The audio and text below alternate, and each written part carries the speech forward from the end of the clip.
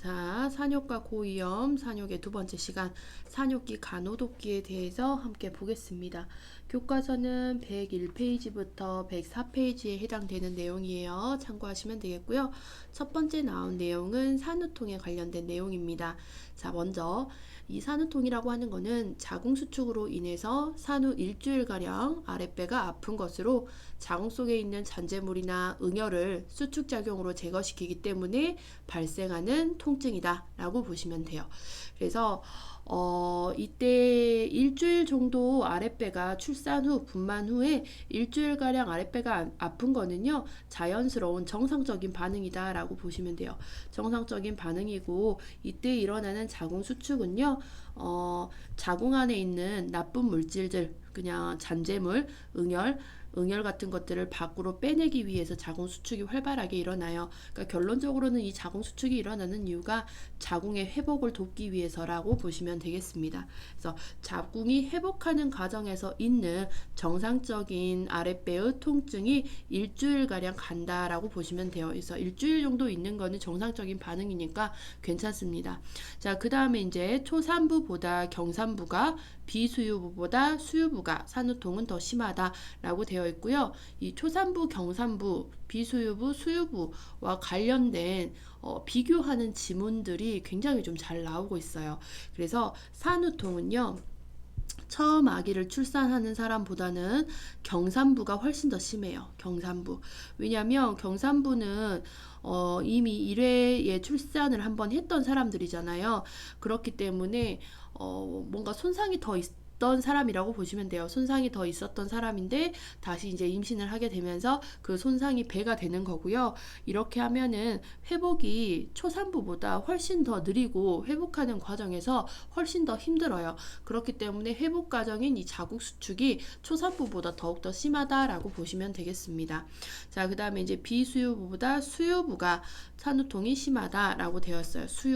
수유부가 산후통이 심한 이유는요, 모유 수유를 할 때 우리 아기가 엄마의 젖꼭지를 빨잖아요. 그러면 그때 이제 젖꼭지를 빨 때 분비되는 호르몬이 뭐냐면, 아기가 젖꼭지를 쭉쭉쭉 빨게 되면은 우리 엄마 몸에는 옥시토신이라는 호르몬이 분비돼요. 옥시토신이라는 호르몬이 분비되고, 이 호르몬의 역할이 뭐라 했죠? 자궁 수축이에요. 자궁 수축.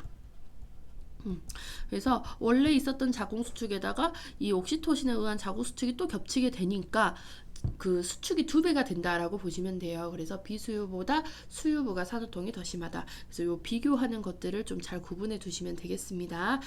자, 여러분 산후통에 대한 간호독기는 어떻게 보시면 되겠냐면요.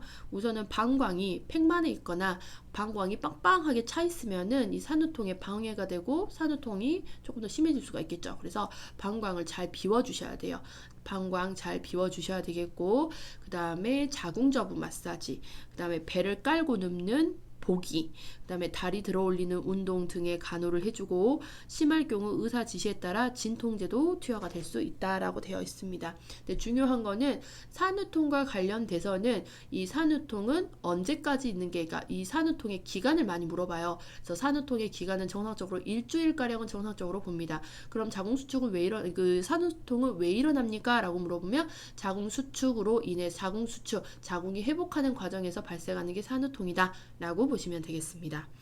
자, 그 다음에 이제 보셔야 되는 게요, 시험에 정말 잘 나오죠. 우리가 분만을 하게 되면 회음절개를 하죠. 자, 우선은 회음절개를 다시 이야기를 드릴게요.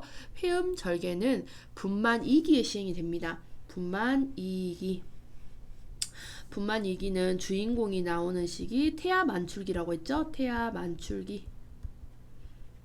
주인공이 나오는 태아 만출기 때 주인공이 잘 나오라는 의미에서 회음을 절개를 해줘요.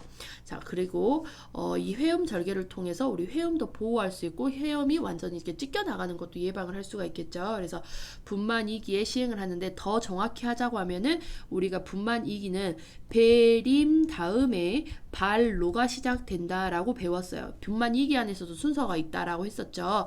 그래서 분만 2기안에서도 이 다음 반로 시기에 회음 절개를 해줍니다. 그래서 그건 전 시간에 이야기를 드렸던 부분이니까 전 시간 영상을 참고해서 보시면 되겠고요. 자, 분만 2기 반로 시기에 시행되며 회음 열상을 예방합니다. 회음 절개를 통해서 회음 열상, 어차피 회음 찢어질 건데 이 찢어질 것을 조금 더 예쁘게 찢어주자라는 의미라고 보시면 되겠어요. 너덜너덜하게 찢겨질 거 예쁘게 찢어주자라는 의미에서 회음 열상을 예방하고, 그 다음에 이렇게 회음 절개를 해주면서 분만 2기를 단축시킵니다. 우리 주인공이 훨씬 더 쉽게 나올 수 있고 빠르게 나올 수 있어요.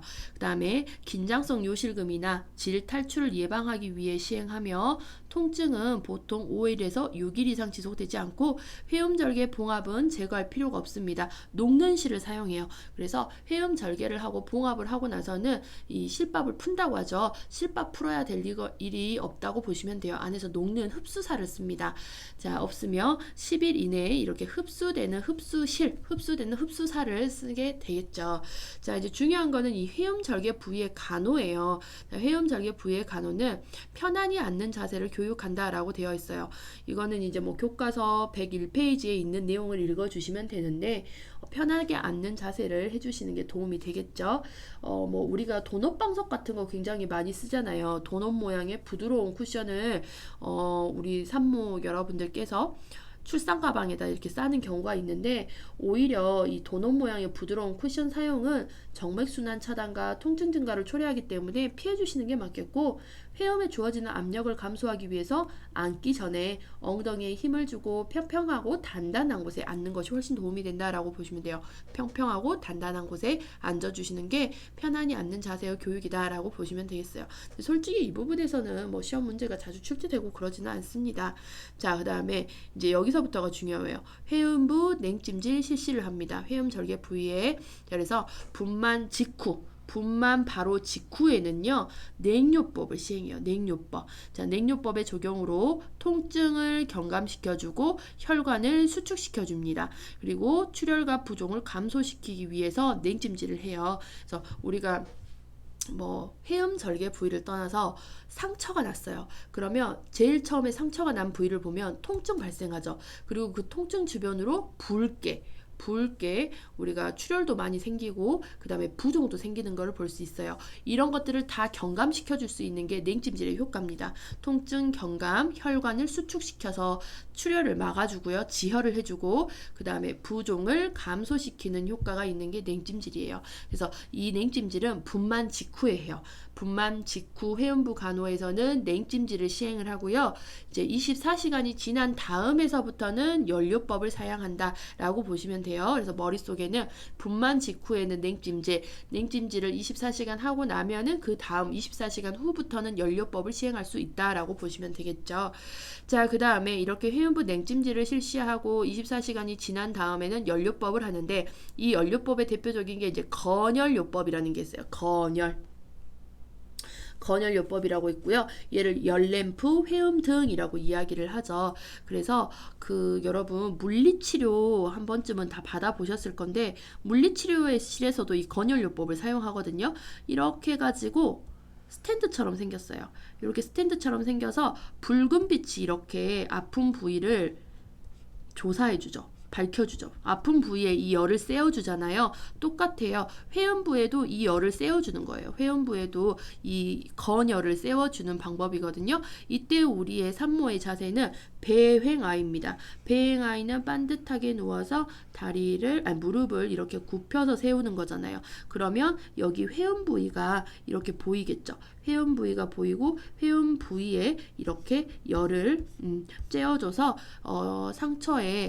상처가 치유될 수 있게 하는 그런 방법이라고 보시면 돼요. 그래서 건열요법에서는 우리가 할 때 산모의 자세는 배횡아이를 취한 후 그 다음에 이 환자 사람과 이 등의 거리, 이 건열요법을 하는 회음 등의 거리는 대략적으로 30에서 60cm 거리를 두고 합니다. 근데 우리 책의 그 101페이지 마지막 팁에 보시면 건열요법 시 뭐 적용 부위와 거리 이렇게 되어 있어요. 근데 뭐 1번에 보시면 30W짜리 전등을 쓰게 되면은 거리를 30, 그 다음에 40에서 60W면 거리를 45, 60 이렇게 되어 있어요. 그래서 30W짜리면 거리 30 두시면 되겠고 40W짜리면 거리 40 이런 식으로 보시면 돼요. 그래서 우리는 크게 30에서 60cm의 거리를 둔다. 이 정도로 넓게 좀 기억을 하시면 될 것 같아요. 30에서 60cm의 거리를 두고 1회 적용할 때 20분 정도 적용하시면 되겠습니다. 그 다음에 뜨거운 열을 지금 건조한 열을 쬐고 있는 상태이기 때문에 5분마다 불편감을 확인하셔야 되겠고 그 다음에 화상이 불 수 있겠죠. 그래서 화상에 대한 부작용 등을 관찰을 잘 해주셔야 되겠습니다. 자, 그 다음에 회음부의 운동은 케겔 운동이 추천이 되고 있고요. 회음부 봉합 부위 상처 치유를 촉진시키는 역할을 하는 케겔 운동이 추천이 됩니다. 그래서 우리가 그 회음 절개술을 했을 때 추천되는 운동은 무엇입니까? 라고 하면 케겔 운동 이렇게 보시면 될 것 같고요. 그 다음에 보셔야 되는 게 이제 제가 별표 쳐놨죠. 좌욕, 얘가 회음 절개 부위의 상처 치유에 굉장히 좋은 역할을 하는 좌욕이고요. 이게 정말 시험 빈도가 굉장히 높다라고 보시면 돼요. 시험 빈도 정말 높고요. 자, 목적을 볼게요. 좌욕을 하는 목적은 회음부의 상처 치유, 그러니까 제일 핵심적인 목적은 상처 치유를 촉진하기 위해서 하는 게 좌욕이고 그 다음에 염증 감소예요. 염증 감소, 통증 경감, 그 다음에 오로도 배출할 수 있는 효과가 있습니다. 그래서 염증 감소하고 통증 경감하고 오로 배출 잘 되면 결론적으로 뭐죠? 상처 치유가 잘 된다라고 보시면 되는 거죠. 자, 그러면 좌욕 방법에 대해서 시험 잘 나와요. 지문으로 정말 잘 나오고 이런 제가 붉은색으로 표시한 부분에서 지문을 잘 바꿉니다. 자, 먼저 좌욕을 할 때는 어찌됐든 현재 상처가 난 부위에 대해서 상처가 난 부위는 항상 여러분 깨끗하게 관리하셔야 되는 거 알죠? 깨끗하게 관리하셔야 하기 때문에 이 부위에 사용하는 거는 모두 소독된 것을 사용하셔야 돼요. 그래서 소독된 대야에다가 물을 2분의 1쯤, 절반쯤 담아가지고 대야째 끓여요. 대야째 끓인다는 의미도 소독이라고 보시면 돼요. 그래서 물을 팔팔팔 끓여요. 그 정도가 우리가 100도씨까지 끓인다라고 보시면 되는데 그 100도 끓인 물을 갖다가 그대로 사용하시면 화상을 입겠죠. 그렇기 때문에 이 끓인 물을 갖다가 적절한 온도 40에서 43도 정도로 식혀줍니다. 그래서 사용을 한다. 그래서 소독된 대야 물은 절반쯤 담고요. 이 좌욕의 온도 많이 물어봐요. 좌욕 물의 온도는 우리 체온이 36.5도잖아요. 그래서 요거보다는 조금 더 높은 온도를 사용하셔야 되겠죠. 40도 이상이다. 이렇게 기억을 하시자고요. 40도 이상의 물을 사용을 합니다. 자, 그 다음에 쪼그려 앉으면 혈액순환이 되지 않으므로 의자 위에 올려놓고 앉아서 좌욕을 합니다. 그렇기 때문에 그림을 뭐 그려보자면 그림 잘 못 그리긴 한데 여기 이렇게 의자잖아요, 여러분. 이렇게 이게 의자면은 여기 위에다가 이렇게 대야를 올려요. 끓인 대야를 이렇게 올리겠죠. 좌욕할 대야를 올리고 거기 위에 사람이 이상한데? 사람이 이상해요, 여러분. 그림이 아무튼 이게 엉덩이가 이렇게 당겨지고 이렇게 해서 앉아가지고 좌욕을 합니다. 죄송해요, 그림을 제가 못 그려가지고. 아무튼 쪼그려 앉아가지고 바닥에 이 대야를 놓고 쪼그려 앉아서 하면 혈액순환이 방해가 돼서 좋지가 않아요. 그래서 이 좌욕을 할 때는 대야를 의자 위에 올려놓고 앉아서 좌욕을 하시는 게 훨씬 혈액순환을 방해하지 않는 방법이다라고 보시면 돼요. 여러분, 그림이 제가 지금 어떡하죠? 이렇게 해서 엉덩이가 이렇게 담가지는 거예요. 이렇게 엉덩이 담고 다리가 이렇게 밑으로 내려오셔야 되겠죠. 이해하셨죠, 여러분? 자, 그 다음에 이 좌욕은요, 하루에 밥 먹듯이 한다라고 보시면 돼요. 아침, 점심, 저녁 밥 먹듯이 하루에 3회, 아침, 점심, 저녁 이렇게. 그래서 3회로 기억하시면 돼요. 하루에 3회 하시고 밥 먹듯이 하시면 되겠고 just 10minute 하시면 돼요. 10분간 실시한다 라고 보시면 되겠습니다. 자, 좌욕 중에 물이 식었어요. 그럼 어떻게 할 것이냐 라고 물어보는데 당연히 좌욕 중에 물이 식으면은 다시 따뜻한 물을 보충을 해주셔야 되겠죠. 그래서 따뜻한 물을 2, 3회 정도 보충합니다. 보충. 그 다음에 모유 수유 후나 배변 후에 좌욕을 하는 거를 추천을 해요. 하루에 3회 하는 게 한 3, 4회 하는 게 좋은데요. 그 3, 4회 중에서도 언제 하는 게 좋냐? 모유 수유를 한 직후라든지 배변 후에 하면 훨씬 더 좋다라는 거죠. 그래서 이렇게 하면은 오물에 의해서 감염되지 않아 더 위생적이죠. 여러분 모유 수유를 하잖아요. 그러면 자궁 수축이 활발하게 일어나가지고 오로 배출이 굉장히 많이 돼요. 그러면 엄마의 그 회음부 쪽이나 그 생식기계 쪽이 굉장히 오로로 인해서 더러워져 있겠죠. 그 다음에 배변을 본 후에도 우리가 뭐 대변을 잘 닦아냈다 하더라도 그게 이제 남아서 회음부 쪽을 더럽힐 수가 있잖아요. 그렇기 때문에 굳이 좌욕을 할 건데 하루에 3회 정도 할 건데 굳이 좀 좋은 시기를 고르자라고 하면 모유 수유 후나 배변 후에 하는 것을 더욱더 추천드린다라고 하는 거죠. 밑에를 깨끗하게 할 수 있는 방법이다라고 보시면 되겠고요.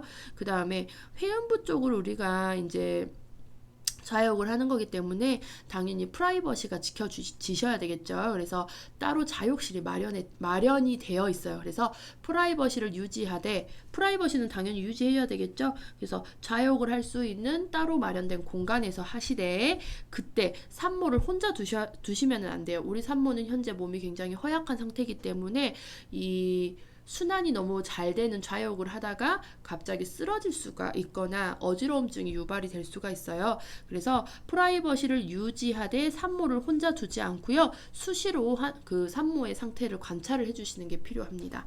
자, 그다음에 자욕 후에는 그 회음부에 묻어있는 물기가 잘 마르도록 건조하게 유지를 해야 상처가 훨씬 꼬들꼬들하게 잘 마르고 그 다음에 상처 치유가 훨씬 더 잘 되거든요. 그래서 상처 부위는 습하게 유지하기보다는 건조하게 유지하시는 게 훨씬 더 좋아요. 그래서 자욕 후에 회음부에 남아있는 물기는 반드시 닦아주셔야 되는데 그때 닦을 때 반드시 소독된, 왜냐 상처 부위잖아요. 상처 부위는 항상 깨끗하게 하셔야 되기 때문에 소독된 수건, 뭐 소독된 휴지, 소독된 꺼즈, 소독된이라는 게 붙어야 돼요. 수건으로 물기를 닦고 패드를 댈 때도 무슨 패드? 소독이 된 소독 패드를 대거나 회음에 열을 쬐어준다 라고 되어 있습니다.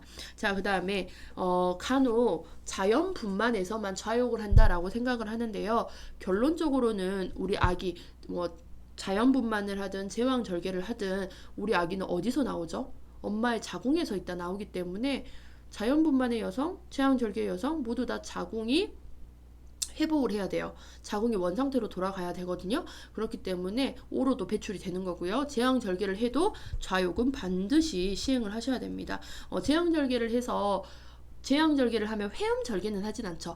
회음절개를 하지 않기 때문에 제왕절개 하신 분들은 좌욕을 안 해도 된다라고 하는데 제왕절개를 해도 좌욕은 반드시 해야 됩니다. 왜냐하면 이 좌욕의 효과 중에 하나가 또 그 순환을 촉진을 해주고요. 그 다음에 오로 배출을 또 용이하게 해주잖아요. 그래서 제왕절개를 해도 좌욕은 반드시 해야 한다라고 보시면 되겠습니다.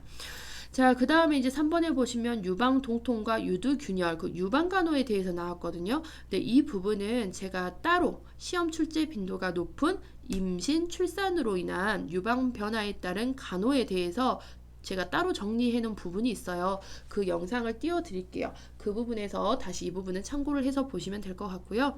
그 다음으로 넘어가셔가지고 4번에 산욕기 운동을 볼게요. 반드시 우리가 산욕 기간 동안에는 운동을 해주셔야 되겠고 침상 안정, 절대 안정보다는 운동을 해주시는 게 좋습니다. 그래서 산욕기의 운동, 산후 운동을 한번 볼게요. 출산 후에 운동하는 것이 훨씬 더 몸의 회복을 촉진을 시켜줍니다. 그래서 계속 누워만 있으면 회복이 오히려 느려져요. 회복이 느리고 오로가 잘 배출되지 않으며 자궁 수축이 불량하고 혈전성 색전증 같은 병이 생기기 쉬우므로 조기 이상이 좋으며 하루 몇 차례씩 일어나 운동하는 것이 좋다라고 되어 있어요. 그래서 우리 산욕기, 산 후에는요 누워 있는 것은 오히려 산모 몸에 독이 돼요. 회복하는 사람에게 독이 되는 거고요. 오히려 운동을 적극 추천을 합니다. 근데 뭐 너무 활발한 그런 운동 있잖아요. 막 무게를 올리는 막 근육 운동 막 그런 운동이 아니라 헬스장에서 하는 그런 운동이 아니라 가벼운 운동 있잖아요. 걷기 같은 것들, 뭐 가벼운 요가 같은 것들 이런 것들을 해준다는 거죠. 그래서 가만히 누워 있게 되면 여러분 가만히 계속 누워 있게 되면은요 혈액 순환이 잘 이루어지지 않아서 여기 보시는 혈전성 색전증 혈액이 정체가 되잖아요. 그 사람이 가만히 누워있으면 혈액순환이 잘 일어나지 않아요. 혈액순환이 잘 일어나지 않고 혈액이 정체가 되겠죠. 혈액이 정체가 되면은 이 정체된 혈액이 떡이 집니다. 피딱지가 져요. 그렇게 되면은 그거를 혈전이라고 하거든요. 혈전, 피떡. 혈액이 이렇게 뭉치는 거죠. 혈액이 이렇게 뭉쳐지게 돼요. 그러면 이 뭉쳐진 혈액이 혈전 때문에 생기는 색전, 어딘가에 혈관을 막아버립니다. 혈관을 막아버려요. 그럼 이제 문제가 발생을 하는 거죠. 완전히 순환이 되지 않으니까 여기가 막 괴사가 일어나고, 그래서 혈전성 색전증과 같은 병이 생기기 쉬우므로 이때 해줄 수 있는 건 조기 이상. 일어나야 돼요. 침상에서 가만히 누워있지 말고 일어나셔야 돼요. 조기 이상, 일찍 일어나라는 거죠. 조기 이상이 좋으며 하루에 몇 차례씩 일어나 운동하는 것이 좋아요. 그래서 우리가 산후에는요, 누워있기보다는 사부작 움직여주시는 게 훨씬 더 도움이 된다라고 보시면 돼요. 사부작 움직이셔야 돼요. 자, 그 다음에 이렇게 산후 운동을 하게 되면은 어떤 점이 좋냐? 오로 배출이 잘 됩니다.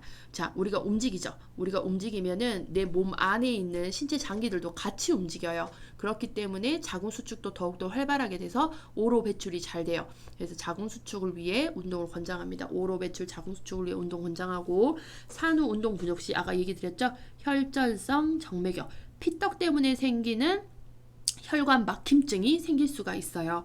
그 다음에 산후 운동에 좋은 체위는 슬흉이. 산후 운동에 좋은 체위가 슬흉이. 고양이 자세 여러분 아시죠? 고양이 자세. 그래서 이 산후 운동에 좋은 슬흉이를 해주시면은 자궁 회복, 오로 배출에도 좋고, 그 다음에 산후통에도 좋고요. 자궁이 뒤집어 까지는 후굴 같은 것들도 예방을 해줄 수가 있습니다. 자, 그 다음에 산모가 가정일을 할 경우에는요, 따로 운동할 필요가 없어요. 왜냐? 가정일이라고 하는 거는 일상 활동을 하고 있는 상황이잖아요. 이것도 어떻게 보면은 가벼운 운동이라고 볼 수가 있겠죠. 그래서 가정일을 할 경우에는 따로 운동할 필요는 없다라고 되어 있습니다. 자, 그 다음에 이제 5번에 보시면 산후 진찰이 나와 있어요. 자, 산후 진찰은 어떤 진찰이냐? 출산 후에 진찰을 받는 건데, 내과적으로나 산과적으로나 산부인과죠. 자, 내과적, 산부인과적으로 전신 및 생식기의 회복 과정을 점검하고 비정상 상태를 조기 발견하여 치료하기 위해 산후 6주 후에 하는 것이 보통이다. 그래서 산후 6주 후에 하는 건강검진이라고 보시면 될 것 같아요. 건강검진. 그래서 내과에 가서 현재 나의 심장 상태, 뭐 혈압의 상태, 그 다음에 나의 폐의 상태, 신장의 상태 등등등도 보시고, 그 다음에 산부인과에 가셔가지고는 이제 뭐 내생식기라든지 호르몬의 변화라든지 뭐 이런 것들에 대해서 검진을 받아서 지금 몸이 회복이 잘 되고 있습니다 라는 것들을 검진을 받으셔야 되겠죠. 그 기간이 언제냐? 산후 6주. 그러니까 우리가 산욕기는 6주짜리 산욕기에서 우리가 핵심 키워드가 6자가 있어요. 6자. 그 산욕기, 산후 뭐 관련된 거는 다 요 6자와 여러분 연관을 해서 생각을 하시면 될 것 같습니다. 자, 그래서 오늘 수업은 여기까지 해서 종료를 할게요. 수고하셨습니다.